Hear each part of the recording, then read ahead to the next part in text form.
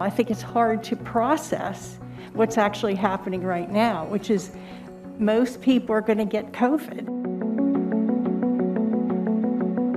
A new study out of California offering more evidence that Omicron may cause less severe illness than previous variants like Delta.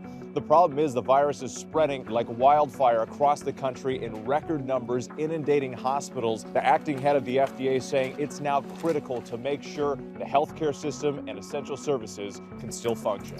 That stunning pandemic record, more than 1.4 million new COVID cases in just 24 hours, fueled in part by a weekend backlog. The highly contagious Omicron variant now accounting for about 98% of new infections.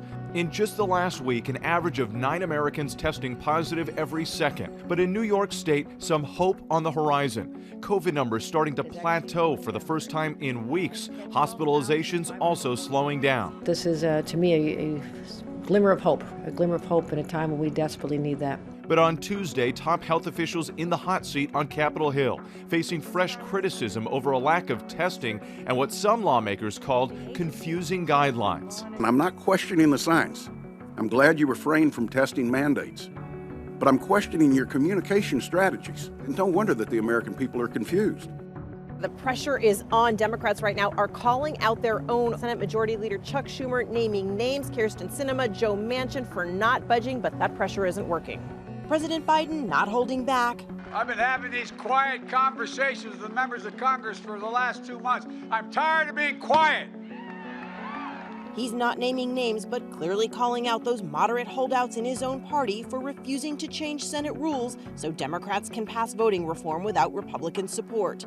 The president saying he wants to eliminate the filibuster for voting rights, calling it a defining moment in history. Every senator, Democrat, Republican, and Independent, will have to declare where they stand, not just for the moment, but for the ages. But even for some supporters, it's too little too late. Many advocates now publicly calling out the president for not making voting rights a priority sooner. You want to see him out there, up on the Hill. In people's faces. In people's faces. We need him to lean in, cut some deals, hold some meetings, the same number of meetings that he had for infrastructure.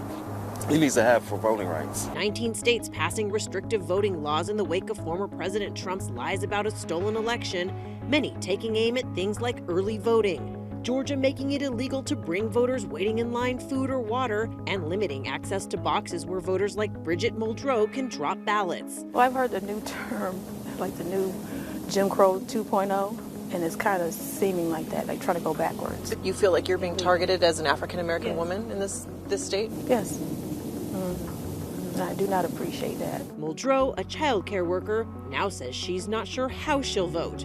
So we asked Georgia's Republican Secretary of State, a supporter of the new restrictions. She says it's going to be tough for her this time around. What would you say to her? I tell her to put a stamp on it and mail it.